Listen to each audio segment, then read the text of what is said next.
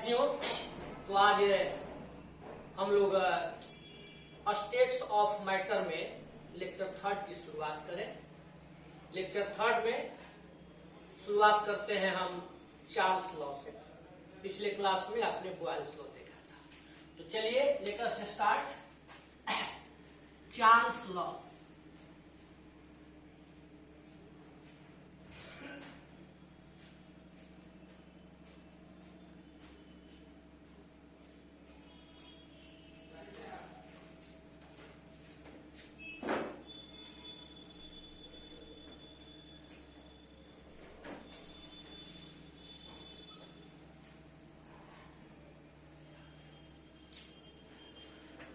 यहाँ पर चार्ल्स के नियम को लेकर के चला जाए।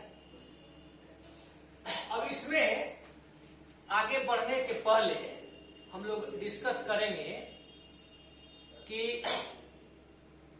गैस लॉ जो भी आपने देखना शुरू किया है, तो उसमें मुख्य रूप से टर्म होते हैं P pressure, V volume, T temperature और मास।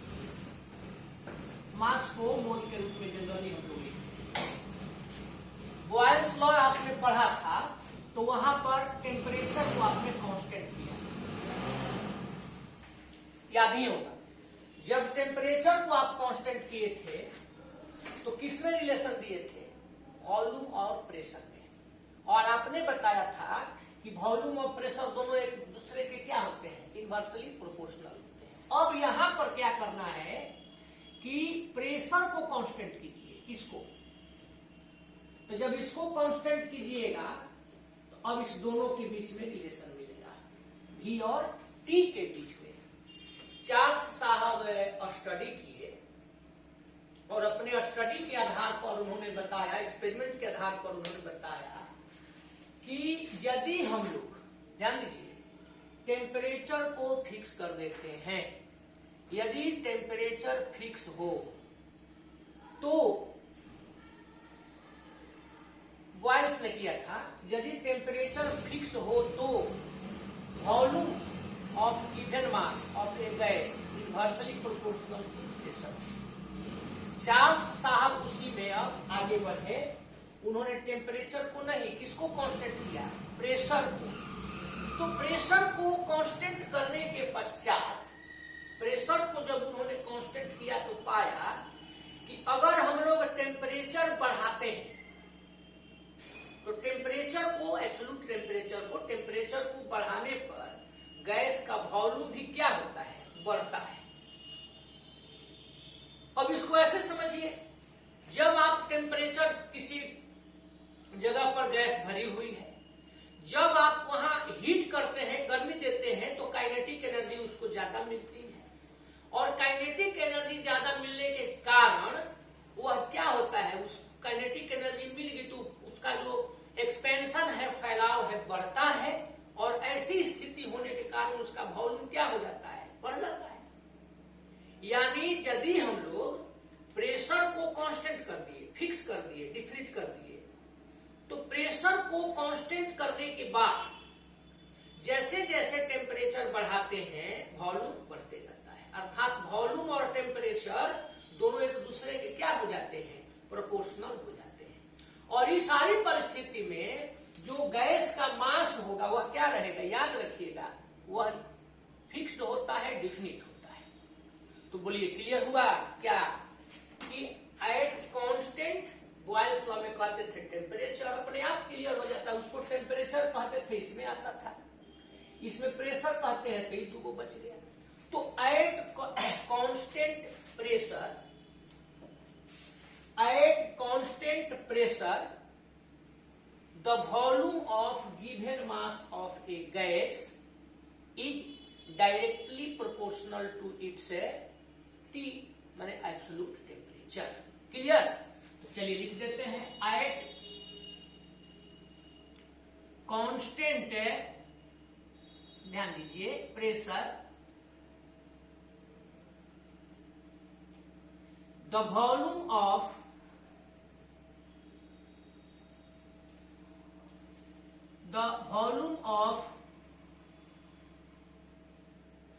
given mass of a gas is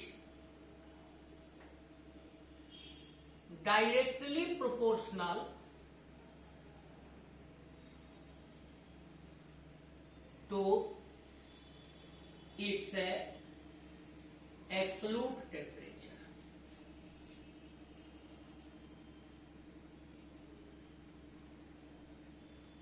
Its absolute temperature, यही लॉ है. हेंस यहां पर हम क्या कह देंगे, V प्रोपोर्शनल T. बोलिए कोई दिक्कत? अब इसी को आगे बढ़ाइए. तो ये तो नीचे वाला सब आप लोग जानते हैं. V is equal to K T, equation first. इस समय तो बहुत ज्यादा हमको कुछ करना नहीं है. V by T is equal to K, equation second. अब जैसे आप लोग शुरू में लिखते थे, इफ है V, हम लोग V को चेंज करते जाए, V1, V2, V3 ऐसे बढ़ाते जाए. देन तो जब इसको बढ़ाएंगे तो T1, T2, T3 ऐसे बढ़ता जाएगा. और ऐसी स्थिति में आप लोग कह सकते हैं कि V1 by T1 is equal to V by T, तो लिखे दिए थे. तो V1 by T1 is equal to V2 by T2 is equal to V3 by T3, ऐसे ही बढ़ता जाएगा. और यह किसके इक्वल? अब आगे हमको जरूरत नहीं है उस सब की, तो दुइये को लेके चलते हैं. V1 by T1 is equal to V2 by T. तो ये इक्वेशन नंबर हम लोग थर्ड कर दिए. अब इसी को एक लाइन और बढ़ा सकते हैं. V1 T2 is equal to V2 T1, V1 T2 is equal to V2 T1. ये इक्वेशन हो गया फोर्थ. इस प्रकार से हम लोग चार्ल्स लॉ को देख लिए. और थोड़ा सा ग्राफ समझिए. और ग्राफ समझना नहीं है, आपको बताना है. ग्राफिकल रिप्रेजेंटेशन,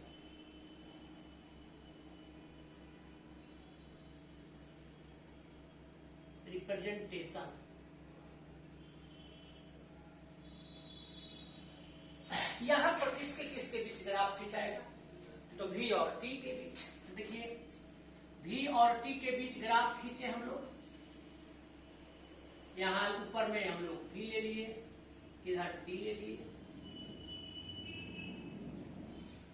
अब आप लोग बताइए, पिछले क्लास में आपको बहुत समय देकर के हम समझाए थे कि दोनों के बीच का ग्राफ कैसा होगा. तो प्रोपोर्शनल होते हैं तो बिल्कुल स्ट्रेट होगा. कोई दिक्कत?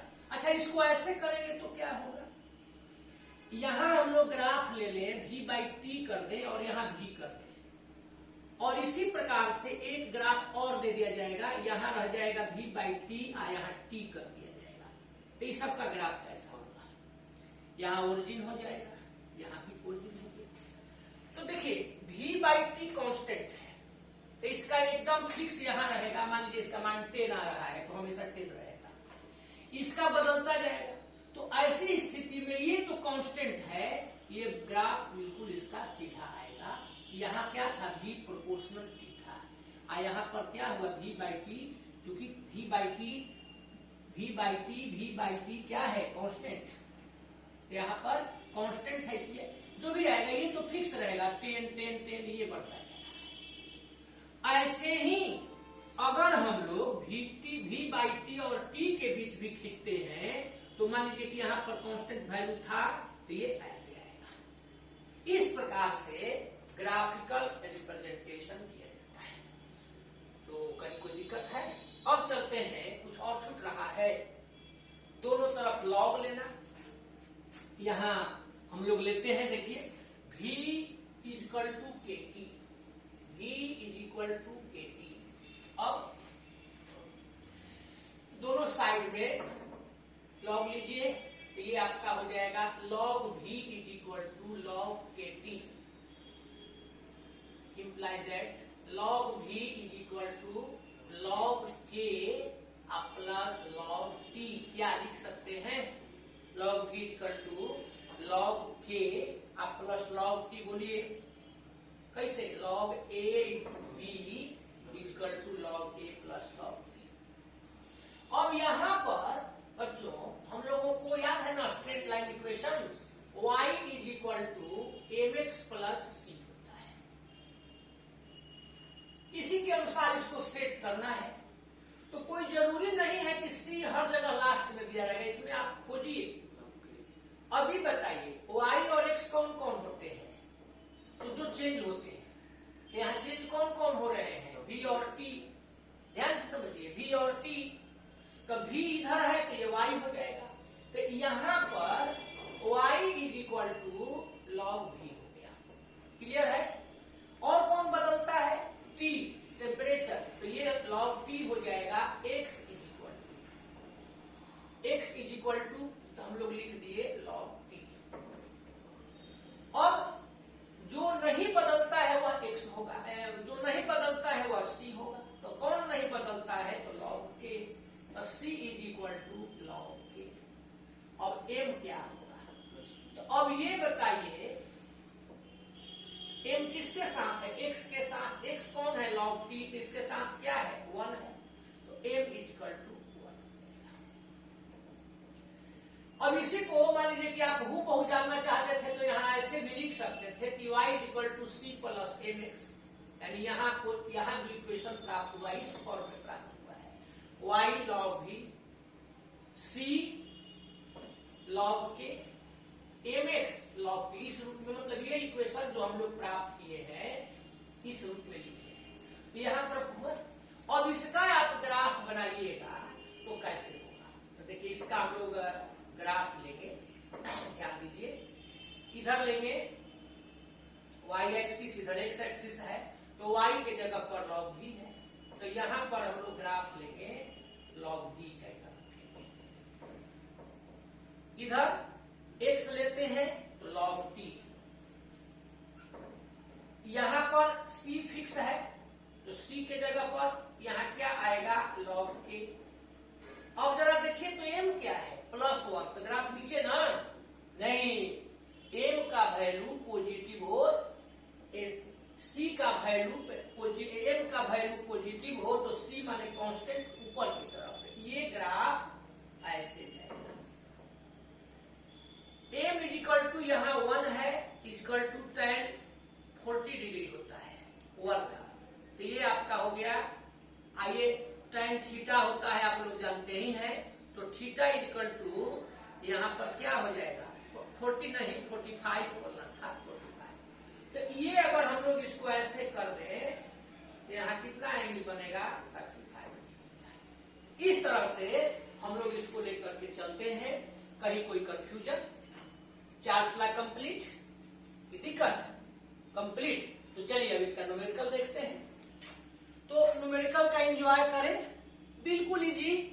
बस न्यूमेरिकल में आप फॉर्मूला याद रखिए, क्या चीज भाई, तो v proportional t, v equal to kt, चाहे v बाई t बराबर k। इतना आप याद रखते हैं तो कोई इसमें प्रॉब्लम नहीं है। अब जरा ध्यान दीजिए, एक gas occupies 250 millilitre at 26 degree Celsius. Clear समझिए रहे हैं, 26 डिग्री सेल्सियस टेम्परेचर है और इस समय वॉल्यूम कितना है, 250 millilitre. What will be the volume of gas at 0 degree C. अगर 0 डिग्री सी कर दिया जाएगा तो इसका वॉल्यूम क्या होगा। तो देखिए आपका जो भी आंसर आए, ये अलग चीज है तो बनाने पड़ना आएगा, लेकिन वो अपना जांच समझ लीजिए, टेस्ट इसका चेक करिएगा। तो इसमें v और t एक दूसरे के प्रोपोर्शनल होता है, यानी v बढ़ेगा तब जब t भी बढ़ेगा। t यहाँ पर 26 है तो वॉल्यूम इतना आया है, तो 0 होगा तो कितना आएगा, चाहे जितना आएगा आए, इससे कम आएगा, ये कोई चार्ज होगी। अब पहिलका जब रहेगा v तो उसको v1, t तो उसको t1, दूसरा का को v2, t2 ऐसे लिखते हैं। तो जरा ध्यान दीजिए, एक गैस ऑक्युपाइड 250 मिलीलीटर एट इतना, तो 250 मिलीलीटर क्या हो जाएगा, v1। तो यहाँ v1 हो गया 250 मिलीलीटर और T1 हो गया 26 डिग्री सेल्सियस। हम लोग इसको केल्विन में ले चलते हैं, तो 26 में 273 को ऐड कर देंगे, तो ये क्या हो जाएगा, 299 केल्विन। अब V2 पूछ रहा है 0 डिग्री सेल्सियस टेम्परेचर पर, तो T2 देखिए 0 डिग्री सेल्सियस, ये हो गया 273 केल्विन। अब आपको V2 निकालना है। फ्रॉम फॉर्मूला क्या होता है, फॉर्मूला अभी बताए हैं कि V/T होता है K, याद है ना, हमको इतना ही याद रखता है, इसलिए आप यही याद रखिए। तो V1/T1 V2/T2 हो जाएगा ना, बस याद कर ले। V1/T1 V2/T2। क्या निकालना है, V2, तो ये आप हो गया, देखिए V2T1 V1T2, आपको निकालना है V2, तो V1T2 T1। अब कुछ मेहनतें नहीं है, अब तो वैल्यू रखिए, तो implies that V2 V1 250 millilitre, T2 273 kelvin, T1 299 kelvin. अब जरा ध्यान दीजिए, इसका सिंपल कैलकुलेशन है, ये 0 हो जाएगा। 25 3 जा 75, 5 कैरेट, 5 लिख दिए, 7 कैरेट। 25 7 जा, तो 25 7 जा कितना होता है, 175। 175 में 7 जोड़ दीजिए तो 157, तो 7 15 कैरेट, तो 15 कैरेट, तो ये क्या हो जाएगा, ये हो गया 15, तो 25 टू जा 50, आप 15 में 15 जोड़ दिए, ठीक हो रहा है ना। 273 में 250 से मल्टीप्लाई कर रहे हैं, यहां थोड़ा सा लगता है कि गड़बड़ा गया, देखिए 0, 25 3 जा 75, तो 75 के 0 5 7 कैरेट, और 25 7 जा 175, 175 में 7 ऐड करना है, तो 7 ऐड करिएगा तो क्या हो जाएगा, 182 हो जाएगा। तो 182 का यहाँ पर 2 लिख देंगे। 18 कैरेट, अब ये 150 में 18 जोड़ दिए तो 68 हो जाएगा, बाई 299 हो गया। अब इसको डिवाइड कीजिए, आपका आंसर आ जाएगा। इसको डिवाइड करेंगे तो ये आ जाएगा 228 पॉइंट, अब इसको डिवाइड आप अपने से करेंगे तो 228 पॉइंट, ये आ जाएगा 26 मिलीलीटर। बोलिए, कहीं कोई दिक्कत? ऐसे सवाल बनता है, मेहनत कुछ नहीं है, केवल वैल्यू सेट करना सीखिए, प्रॉब्लम कंप्लीट, क्लियर। चलिए सेकेंड न्यूमेरिकल में चलते हैं। एट कांस्टेंट प्रेशर, प्रेशर तो यहां रहेगा कि constant, a flask on heating from 27 degree C to 227 degree C escaped 200 milliliter air. What was the volume of flask? लीजिए, कहता है कि एट कांस्टेंट प्रेशर, प्रेशर को कांस्टेंट कर दिए, अब तब फ्लास्क को पहले उसमें टेम्परेचर है 27 डिग्री सेल्सियस, अब उसको गर्म करना शुरू किए, टेम्परेचर बढ़ाना शुरू किए, तो टेम्परेचर बढ़ाना शुरू किए, कहां तक चले गए, 227 पर। तो उस स्थिति में 200 मिलीलीटर एयर निकल गया, मतलब जितना था उतना प्लस 200 उसमें से निकल गया, तो वॉल्यूम क्या होगा फ्लास्क का, क्लियर हुआ। एगो फ्लास्क लिए थे, उस फ्लास्क को यहां पर हम फ्लास्क लिए, इस फ्लास्क में गैस भरी है, अब इसको टेम्परेचर फिलहाल 227 डिग्री सेल्सियस है, अब इसको गर्म करना शुरू करते हैं। तो गर्म करना शुरू करते हैं, और जब 227 डिग्री सेल्सियस टेम्परेचर तक जाते हैं, तो हमको ये पता नहीं है कि इसमें पहले कितना गैस भरी थी, लेकिन जब टेम्परेचर इतना ले जाते हैं तो इसमें से 200 कितना दिया है, 200 मिलीलीटर एयर बाहर निकल जाता है।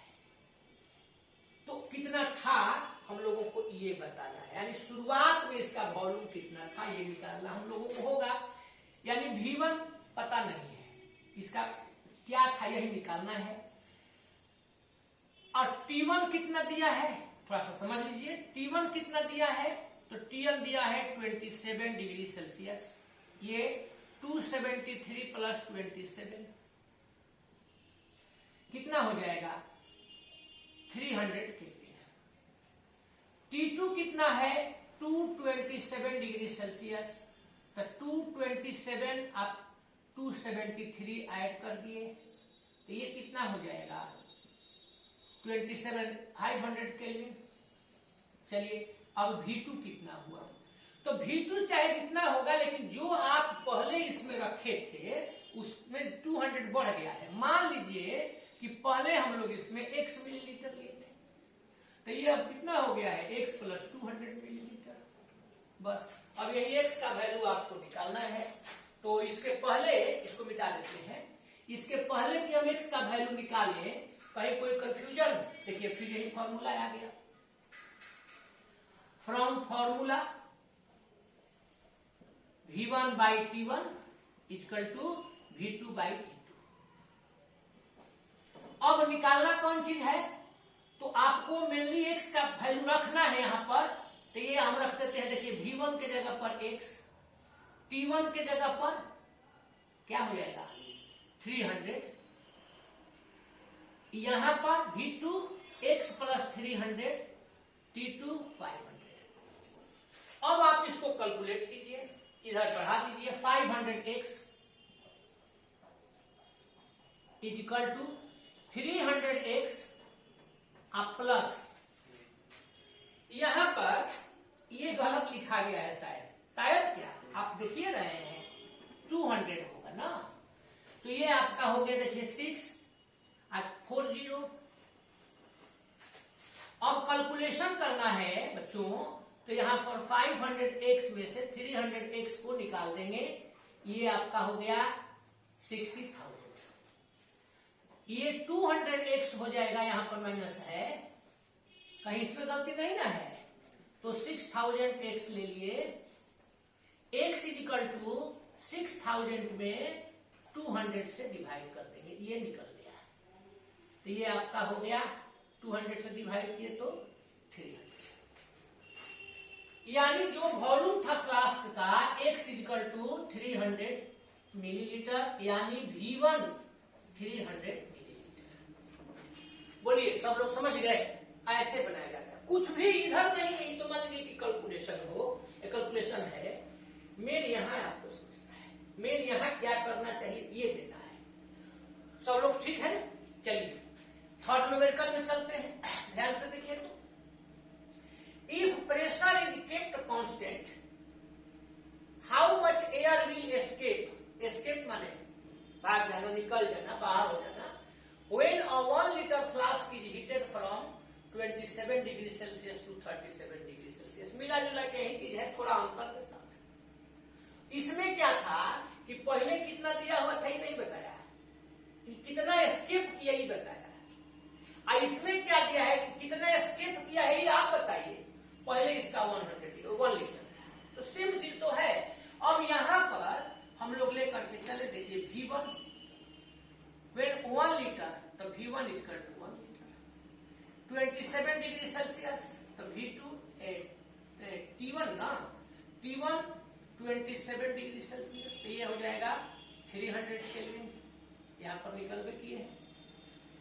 V2 T2 पहले लिखते हैं, तो T2 हो जाएगा 37 डिग्री सेल्सियस, तो ये कितना हो जाएगा 37 प्लस 2 73 केल्विन, ये 310 केल्विन।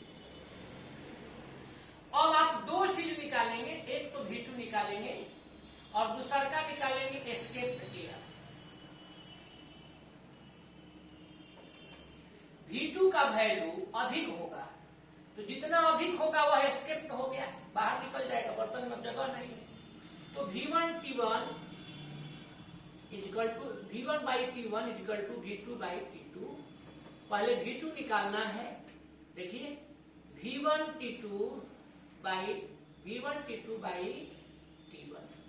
V1 कितना है, V1 1 है, T2 है 310, T1 कितना है, तो T1 है 300। बस ये कैंसिल, ऊपर 31 नीचे 31 टाइम्स गॉन, तो जब 1 टाइम्स चला जाएगा तो 30 हो गया, 1 बच जाएगा, डेसिमल देंगे तो 10 हो जाएगा, नहीं जाएगा तो 0, तो ये 100 हो गया, 33 जा 900, फिर 33 जा 90, फिर 10 बच गया, यानी 033 ऐसे आता जाएगा, ये लीटर है ना था।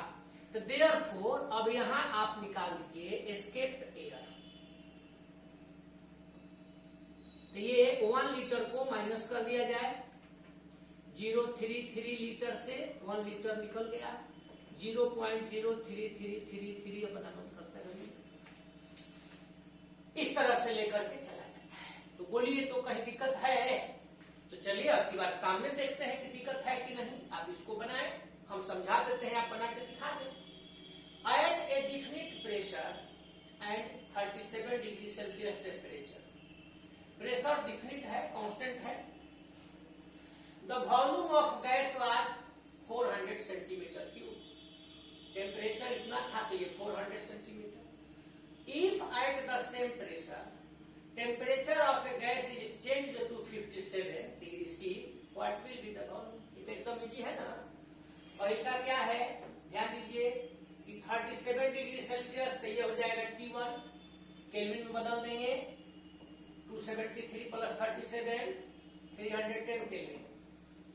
V1 T1 हो गया 310 केल्विन, V1 हो गया 400 सीसी, T2 57 है प्लस 273 तो 310 था तो 330 केल्विन, और V2 आपको निकालना है। तो क्या बन जाएगा, ये वो बना करके इसका आंसर आप कमेंट बॉक्स में लिख दे। आंसर जान के नहीं बता रहे हैं कि आप बनाते हैं कि नहीं, हमको पता चल जाएगा। इसका आंसर कमेंट बॉक्स में लिखें और एक न्यूमेरिकल और देते हैं, फिर उसको आगे देखा जाएगा। देखिए यहाँ एगो प्रॉब्लम हम लोग ले पता है, ध्यान दिया जाए कि the volume of given mass of a gas at 17 degree Celsius is 400 millilitre. 17 degree Celsius temperature पर एक गैस का वॉल्यूम 400 मिलीलीटर है। अब कहता है कि what temperature will be attained in, क्या उस समय temperature in order to double the volume, यानी वॉल्यूम को डबल कर दिया जाए तो क्या इसका टेम्परेचर होगा। फिर कहता है रिड्यूस कर दिया जाए तो क्या इसका टेम्परेचर होगा। कितना रिड्यूस, 1/2, यानी वॉल्यूम डबल इंटू 2 कर दिया जाए और 1/2 यानी 1/2 कर दिया जाए तो क्या होगा। तो देखिए एगो हम बनाते हैं, एगो आप लोग बनाइए, 50-50। ध्यान दीजिए तो यहाँ पर कहता है temperature T1 17 degree Celsius, kelvin में बदल दीजिए। हाँ हाँ एकदम हम जान रहे हैं, आप लोग बोलबे कीजिएगा, 290 केल्विन। V1 400 millilitre. अब आप लोग बोल दीजिए V2 according to question double कर दिया जाए तो 400 इंटू 2, ये आपका हो गया 800 मिलीलीटर। T2 आप निकाल लीजिए, V1 by T1 equal to V2 by T2। T2 निकालना है तो T2 इक्वल टू, इसको पहले लिख देते हैं V2 T1 by V1। अब V2 कितना है 800, T1 कितना है 290 केल्विन, V1 कितना है 400, ये आपका 2 टाइम्स गॉन 50, 229 टू 58, इतना केल्विन। अब यहाँ पर कभी कभी ये हम लोगों को करना चाहिए काम कि जैसे वहां क्वेश्चन पूछा हुआ है जैसे डिग्री सेल्सियस, तो आंसर भी आप चाहें तो डिग्री सेल्सियस में दे सकते हैं। तो इसमें अब क्या कर दीजिए, फिर 580 में से 273 केल्विन को माइनस कर दीजिए। 10 - 3 = 7, 7 - 7 = 0, ये 507 डिग्री सेल्सियस।